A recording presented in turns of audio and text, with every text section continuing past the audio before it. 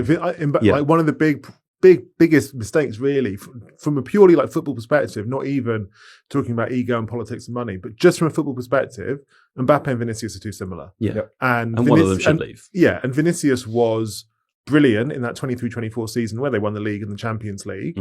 And by bringing in Mbappe, I almost think Florentino Perez has undermined both of them. He's undermined Mbappe and Vinicius because it's like they've never really had like a natural fit of how to get them both on the pitch at the same time. And when you think about how Ousmane Dembele has flourished since Mbappe left the PSG team as well, I'm not saying it's Mbappe's fault, but like I do feel a little bit sorry for him in the sense that, you know, you could make the argument that there's a trend of him stopping other players being good. Yeah, totally. Like the weird thing about Mbappe's career, right, is that he would have been, I think he would flourish massively at a club where he was the undisputed best player. But obviously, he left Monaco for PSG in 2017, and then, well, he had a good few years at PSG. Then suddenly, well, no, obviously he arrived at the same time as Neymar, right? And then Messi comes in 2021 as well. Yeah. And then they've kind of got too many really good players. And again, like Neymar, like Mbappe, wants to come in from the left, basically. Yeah. And now he goes to Real Madrid. And there's another guy who wants to come in from the left. I do think, though, that you could make similar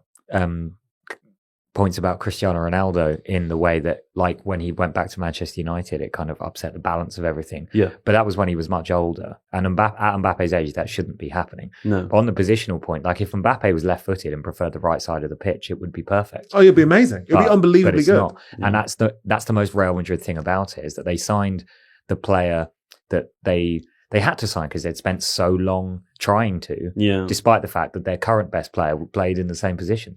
They should just sell Vinicius Junior to Arsenal, presumably. There's a quote from former PSG sporting director Leonardo from 2023, when there was all that about will Mbappe stay or will he go? And he said he's been in Paris for 6 years. Can I just say, I know that audience will be upset with me for interrupting you, but you introduced that in a lovely way. You were very formal. You said the date, you said who it was from, you made sure that you had all the journalistic context, and then you went, when there was all that from, which was very South London, Sorry. When there was all that from PSG. Will he stay or will he go? He said he's been in Paris for 6 years.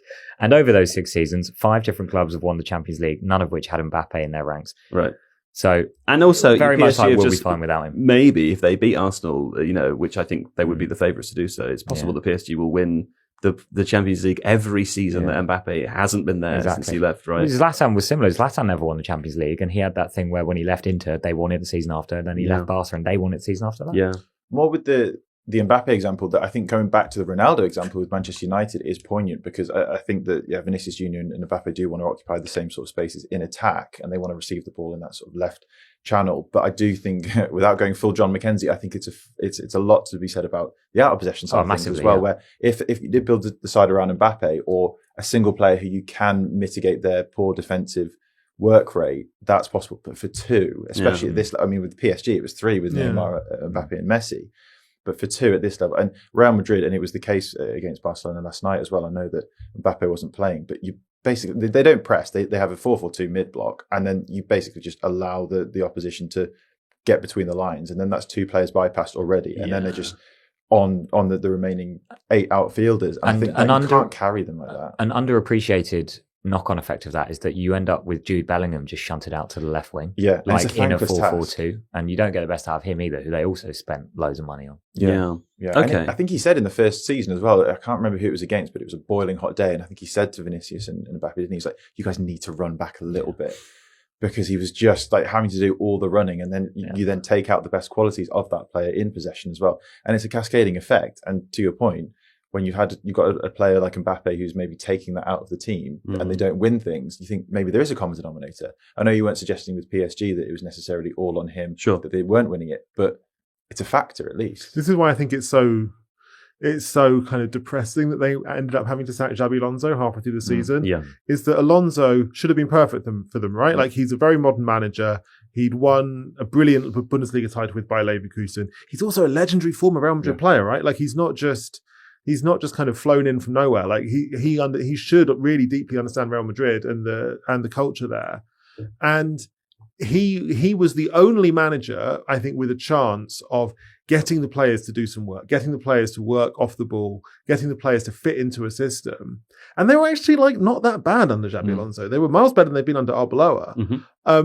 But obviously the players are like, oh, I don't want to. And we've done our Real Madrid reporters, Guillermo Mario did some fantastic reporting about like how the dressing room felt about Xabi Alonso, which is really interesting and totally well worth reading.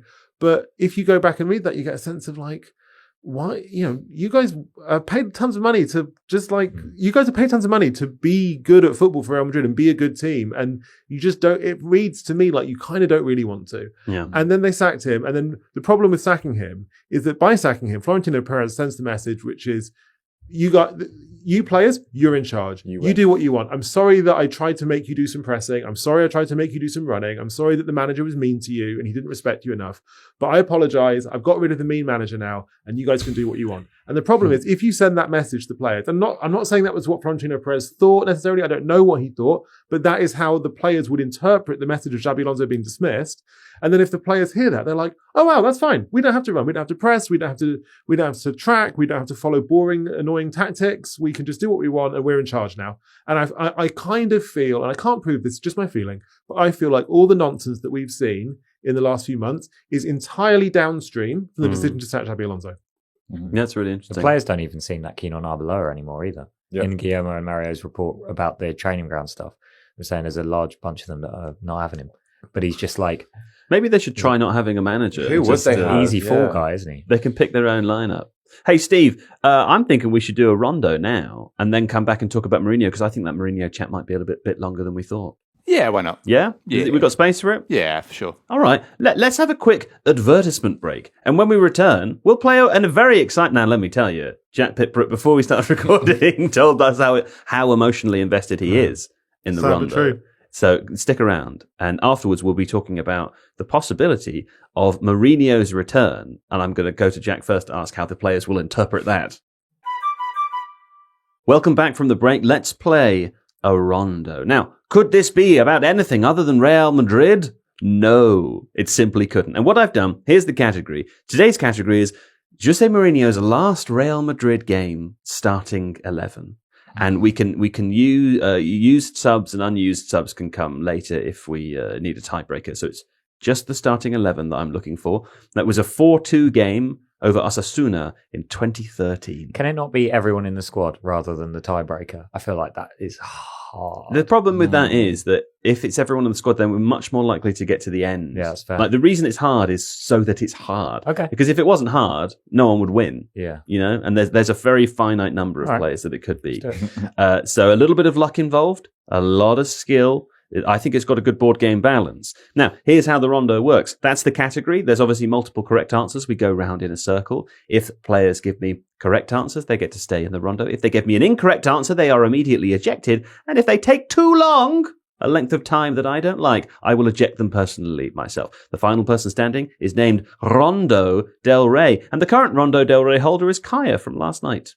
He did a pretty good job. I ran him close, Steve. I want you to know.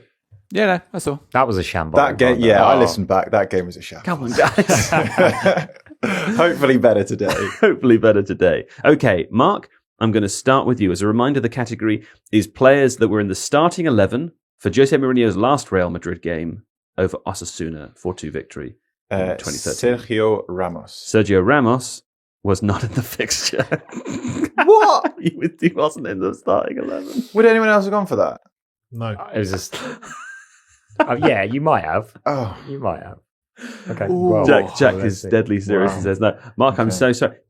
I wonder if, Steve, do you think we should introduce a new rule to the game where if you're wrong with your first answer, you get a second chance. But if it's your second answer or any other, you don't get a second chance. I think so, That'd be quite nice. Especially for guests coming in. Sort of like the Virgin rule. Yeah. Okay, right. Virgin rule, you get one more go. Let's call it something else. Something else? What else can we call it? The debutante. Debutante, debut rule. Okay. Yeah. Cristiano Ronaldo. Also not there, you're out. Oh. Okay, now, Jack Brooke, over to you. Fabio Contral. No, he's not there. Yeah. No. That was a niche one, to be fair. Can I just be... No one that's been mentioned was even on the bench either. Like, this is weird final day of the season stuff, isn't it? Is that why? Maybe it is. Have I made this game incredibly hard? Or did he just leave at the end of 12-13? He was at war with the dressing room. Right, okay. So he picked all sorts of mad players, basically. Okay, so I just need to name one player. I mean, there are players here that we all know. It's just none of the ones that you guys have said so far. Can I please have Alvaro Arbeloa? Yeah, you can. Oh wait, I'm so sorry. He gets another go because of the purity of the first guess. Incorrect. Oh, yeah, I forgot about that. Okay, so we'll assume that we're still going. Okay, all right. You go. Lasana Diarra. No, he's not there. No. Wow. Do you guys want to know who was Pepe? there? Wait, yeah. Can I keep guessing? So it's Diego Lopez in goal. Nope. Antonio Adan. Nope. Rafael Varane. Nope. Xabi Alonso. Kadira. Nope. Angel Di Maria. So Ozil's there. Di Maria's there. Callejon. Yeah. Jose Callejon was there. Higuain's there. Yeah. This is a second string team. This Marcelo must have been at left back. He wasn't. Who would have played at left back? He also wasn't on the bench. Was Pepe there? Nope.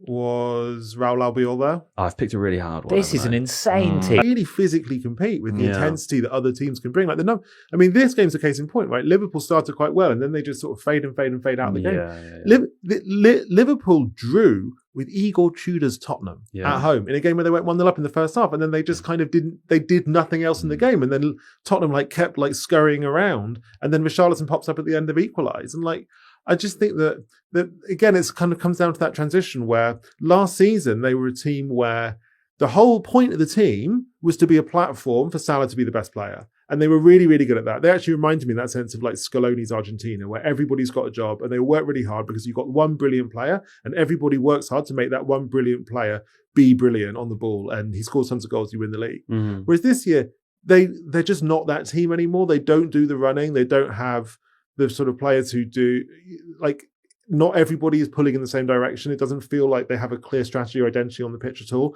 They've got a bunch of new players who haven't shown up to help Mohamed Salah realize himself on the pitch. They've shown up because they want to be the main guy. Mm-hmm. And I feel like Slot's never quite kind of come to grips with all, how am I going to use Ekitike, Isak, Wirtz, Frimpong, all these new guys I've got. And it's just, again, I don't blame him, but I also think somebody else needs to have a go, I think. Van Dijk is also sort of finished, isn't he? Every time I've watched him this season, he's so far from what he was. Him and Konate have basically had to play every minute, right? Yeah. Because of the Leone injury and Gomez kind of inconsistent fitness and whatever. They've had to play constantly. And when you have a centre-back of that age, ideally you'd like to be able to maybe rest him at times. And but he also he reminds me, I'm trying to think of specific examples, but he's the kind of player, I think, that one of the reasons that he was the best centre-back in the world for a period of time was because he could do things with his athleticism as well. Yeah. But and he he had that Wan-Bissaka ability where he could win a ball back when you thought it was gone. For any other centre-back it was gone. He could do that, or he could jump higher. He was smarter than the attackers he was playing against. And sometimes when players like that get a little older, you can see they still think I can do that because they play in a smart way, but their body doesn't follow through. And I don't know if that's actually happening for Van Dijk. That's just my speculation, but it looks like that when I watch him play. It's not quite John Terry 15-16 hooked at the Etihad. Do you remember that? Yeah. There's a couple of things I'd say. One is that there's maybe suggestions that they could move to a back three to protect him a little bit more. I don't know whether that would necessarily work, although the profile of Kirkes and Frimpong on the right could actually work quite well in that regard, but then you're taking a player away from the midfield. But plus, back three is just a dirty word and dirty term. Yeah, it's weird. It's got negative connotations. It's because of Amorim, I swear. Yeah. It's Italian Catenaccio Association as well. Sure. Right? Yeah, although it has worked well for the likes of Inter Milan in Europe in recent years as well. I think he does look human in terms of sometimes he's caught so far out of position. But then you think about some of the players that he's playing. So Frimpong for quite a bit of this season has been right back. Kirkes is still.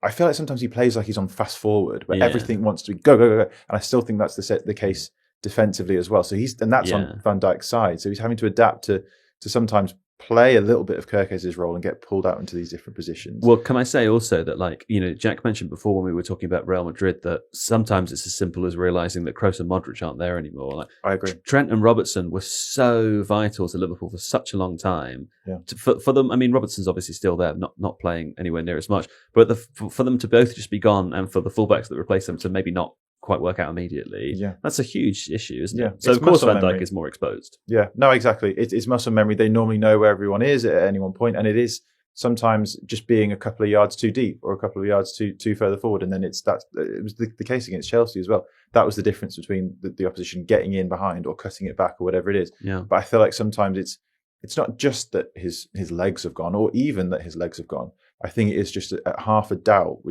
a doubt that leads to half a step difference that can lead you to feel exposed. But it's maybe a knock-on effect, a cascading effect from the general defensive unit not being all that strong. He's maybe trying to do the job of two people, which a couple of years ago he probably could. Now he's a human and can do the job of one person still very well, but just maybe not to the extent that he could previously. Cascading, pastoral. Mark Carey's brought all the exciting words to no, it's good. I like it. He's up marking. There we go. Right. Now, listen, that was Liverpool-Chelsea. I think we haven't got time to talk about anything else, so it's just time to play Points of Bad, isn't it, Steve? Yes. All right, let's play Points of Bad. Now, this is going to be kind of clumsy because half the people, more than half, aren't actually here. So, Mark Carey, JPB, you've been doing a good job as John. So you'll be John. Mark Carey, try to inhabit the deranged mind of JJ Bull, okay? And if you want, you can say 0-0 because that's what he likes to say. I'm going to go to my match prediction model. Perfect. Wow. No, that's actually perfect because it's kind of embodying the. Well, he's also quite far JJ behind, bot. so he does need the help. Also, Steve Hankey. I don't think it will be asking too much of you to get into the mind of Kaya Kainak. Nope. A fellow Arsenal fan. I'm sure you're furious with the world this morning, despite winning and presumably winning the Premier League. You should check, by the way, Joe, when you say JJ is quite far behind everyone.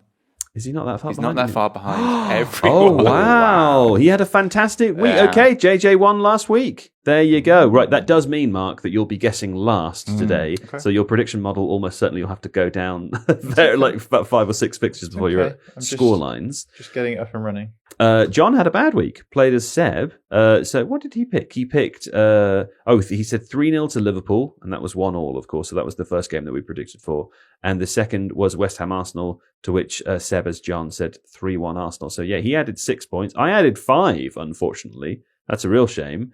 Kaya, as Steve, added 4. Ruben, you added 3, so you did quite well. So JPB, we will start with you as John, but first I need from you 2 upcoming fixtures that you would like us to predict for as a group. Newcastle United against West Ham. Okay, right, that's the Sunday game, isn't it? The Sunday late game, yeah? Can we do the FA Cup final? You can do the FA Cup final. Sure. It's Man City-Chelsea, isn't it? It certainly is. All right, fantastic. Well, let's do Man City-Chelsea because that's first on Saturday. What do you think the scoreline's going to be for that? Manchester City 3, Chelsea 1. Wow, there you go. You're just zoned in. You were like, you ever played Red Dead Redemption 2? Only the first one. Right, okay. Did they have Deadeye in that game? They certainly did. That's the mode you're in right now. Okay, and then Newcastle, West Ham. Newcastle United 1, West Ham 2. I love it. I love it. Okay, that's so exciting. That's that very like Spurs exciting. pessimism, like seeping into. Maybe a bit. Yeah. I think it could be. Do you know what? I looked at Spurs running again last night. It's hard. It's hard. They play Leeds tonight. All the time. Every game is hard. Every game's hard. We don't know the scoreline, so maybe I'll look like a right fool. I don't think they're winning tonight. I think it's a draw. It's got draw written all over it to me. If they win tonight, though, that will probably make the subsequent 2 academic. Maybe. I think. Do you think? I think. But that's 4 points plus goal difference being 5. A 5-point difference to make up in 2 games. Yeah. Sorry to sort of stop the narrative. Shut up, Mark. Come on, Leeds.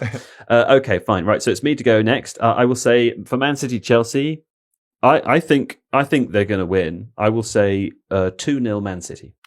Yeah. And then for Newcastle, West Ham, that's 0-2, baby. West Ham are going to win that 2-0. Okay?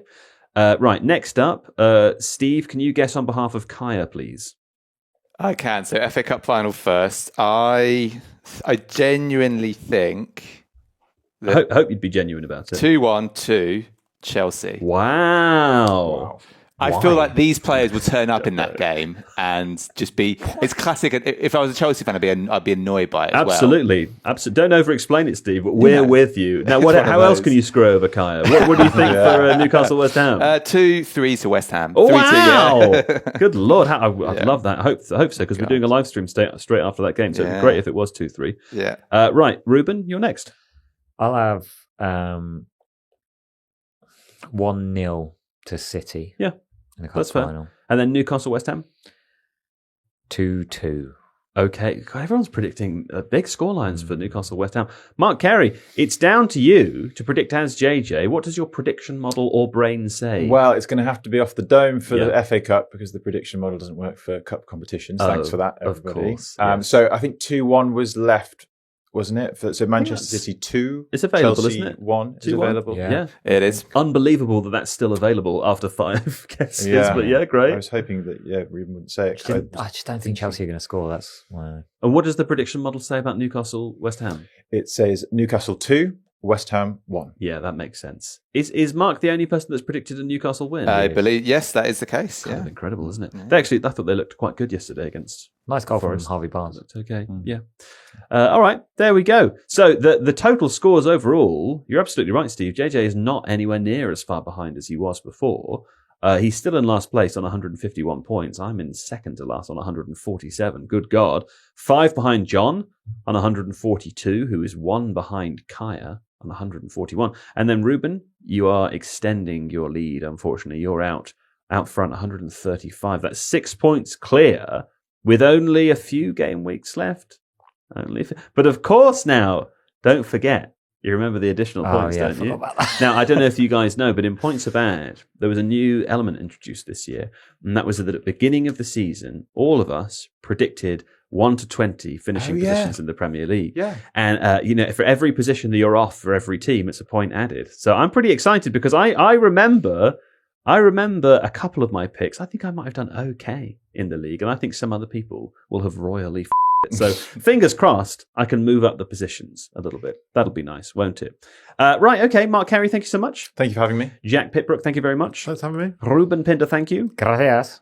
Steve was also here. Sí. And we will be back on Thursday afternoon. JJ's on that show, John's on that show, and also a new guest as well. So we'll see you then. Bye.